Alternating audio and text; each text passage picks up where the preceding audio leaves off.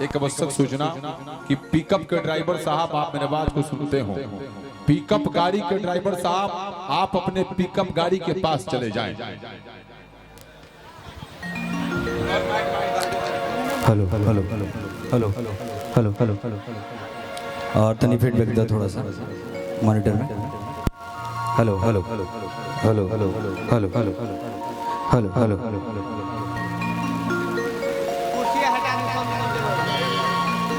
आज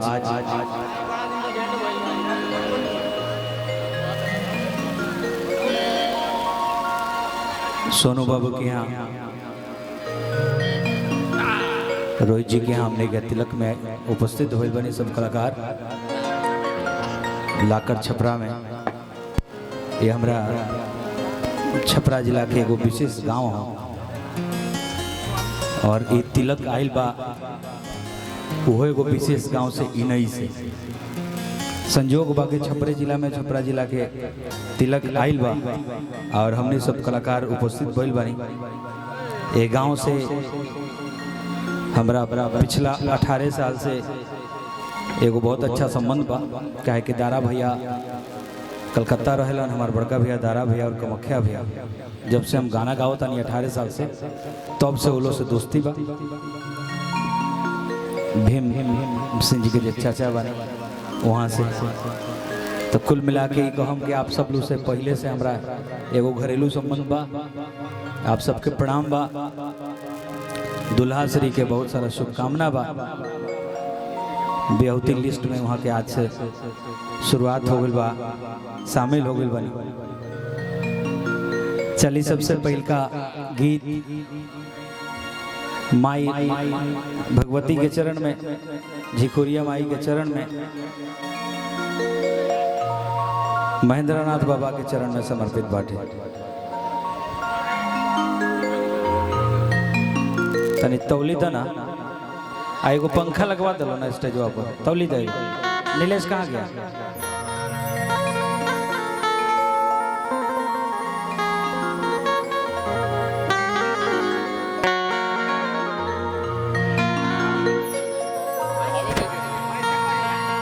कोई बात नहीं।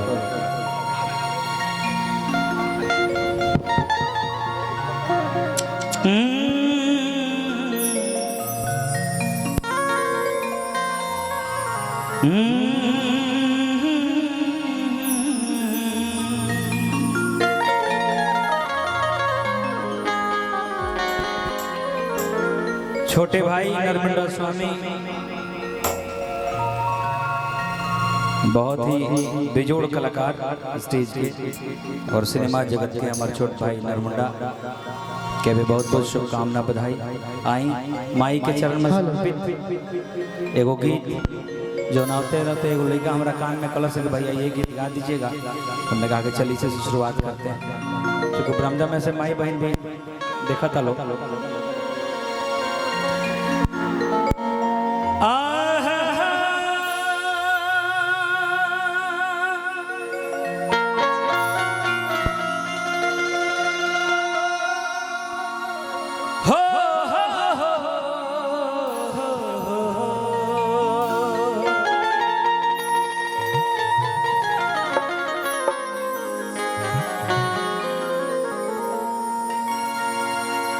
एगो बहुत सुंदर भाव लागता कि बनल रहो अरे नहीं हरवाए मैया ए मैया। हम हृदय से अपन तमाम भाई सबके स्वागत करता नहीं जे कैमरा लगा करके और हमने के कार्यक्रम पूरा दुनिया में फेमस कर दिलो। हमने के प्रिय दिल के अजीज, हमने के मित्र सब, हमने के चाहे वाला, हमने के परिवार के हिस्सा हर गायक के आवाज प्रोग्राम पूरा दुनिया में पहुंचावे वाला तमाम यूट्यूबर भाई जी लोग यहाँ उपस्थित बा, सबके बहुत बहुत स्वागत बा। भाई लोग खातिर एगो ताली बाज जाओ, काहे के रहो लोग को मुखौटा के लोग खींची लो फोटो और पूरा दुनिया के दिखा दी लोग कि बनल रहो अरे नैहरा बाए मैया कि पापा जी के मोरा बोले बोले शुक्रिया माई की कि अरे ये बरवा दी है मैया अरे बनल रहो ससुर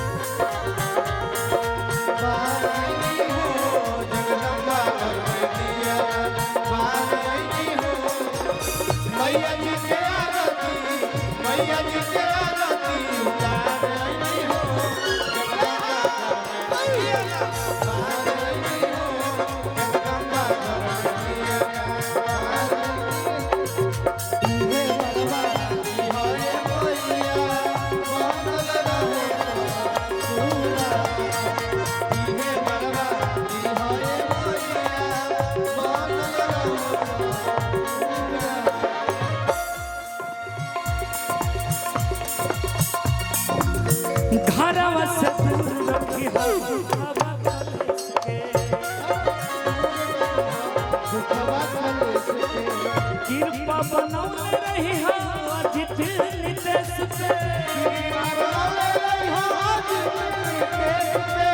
कृपा बनौले रही हो अरे अजित नितेश पे नैहरा में भैया ससुर में रहा नैहरा में भैया मोबाइल पर देखने वाला तमाम माई बहन खातिर समर्पित गीत बाटे जे मोबाइल पर देख रहा बा तमाम माई बहन खातिर ई लाइन नैहरा में भैया ससुर में रहा खुश मोरा लहुरा देवा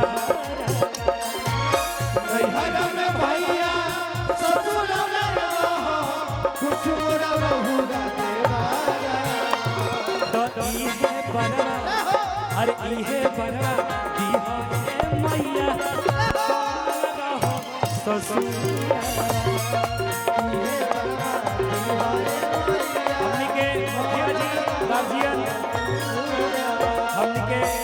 चाचा जी की तरफ से आशीर्वाद बा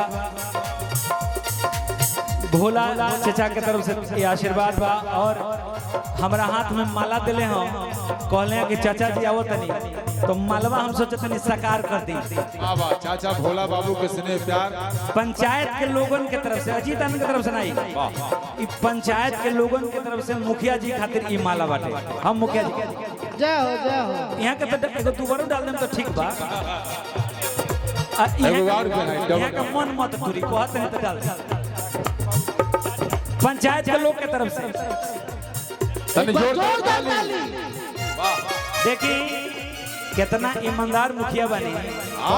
कहने कि माला जब 2 गो पड़ल तो पैसा सौभाग्य हो चाचा के एगो बेटा हीरो को बेटा गुंडा वाह वाह भाग राउर में बा। बहुत बहुत धन्यवाद। वाह वाह अबे चाचा बनाए गंगा जी नहरे ये हमरा चाचा जी की तरफ से बहुत बहुत आशीर्वाद।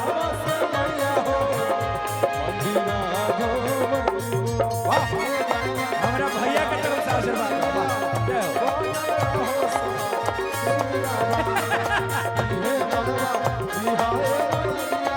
माला वापस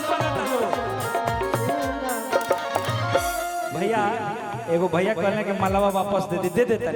अरे पैसा मिलत रही तो जयो पर मालवा डालवा ले का दिक्कत बा। हमनी के माल चाहिए माला तो मिले भैया है लड़का के सोनू बाबू के बड़ भाई के तरफ से राकेश जी के बड़ भाई के तरफ से वाह बहुत बहुत आशीर्वाद। आहे राकेश जी के चाचा के तरफ से वाह तो ई तो बताई बिना सेहरा गवले पहले इतना यात्रा बन गई। माई के भजन है माई के कृपा है एकर बाद और मिले।